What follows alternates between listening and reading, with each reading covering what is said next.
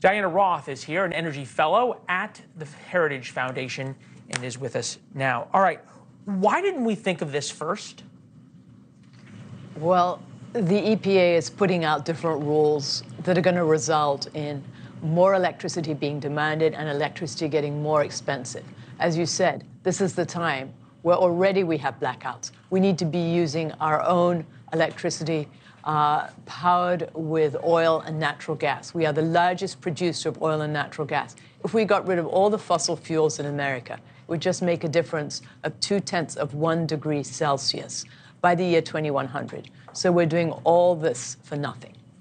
112 degrees in Phoenix right now.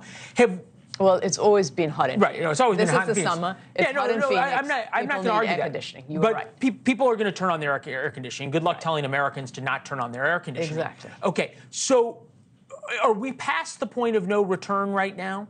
Not at all. I mean, we don't have to put these... What's it take? Years to build gas-powered power plants? First of all, we can bring more energy online. Second, these are proposed rules EPA has. We don't have to bring up the share of new vehicles sold from 6% battery-powered electric to 60% the way EPA wants to do.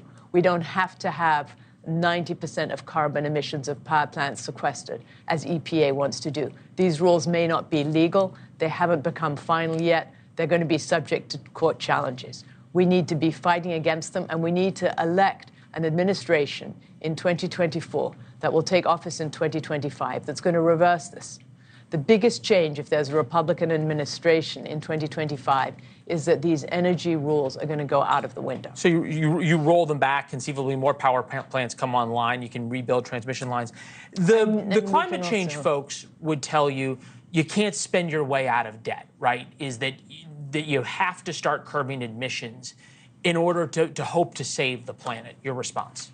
My response is that the United States has put out 1,000 million metric tons less of carbon over the past 16 years due to our use of clean natural gas. If we want to lower emissions in the world, we need to have more clean natural gas that substitutes for coal. We need to have more nuclear, but they're against it. The United States and Western Europe is a tiny fraction of emissions, and most of the emissions are from China and India. All right, this is a map from the New York Times, 2020 versus the 2035 power line transmission view. To understand the scale of what's needed, compare today's renewable energy and transmission system to one estimate of what it would take to reach the Biden administration's goal of 100% clean electricity generation by 2035. Transmission capacity would need to more than double in just over a decade. Real quick, is that possible even? It's definitely not possible, but we can be providing more natural gas by approving pipelines. We can bring more of our own resources online. This is possible. We don't have to have these regulations about the amounts of renewables used.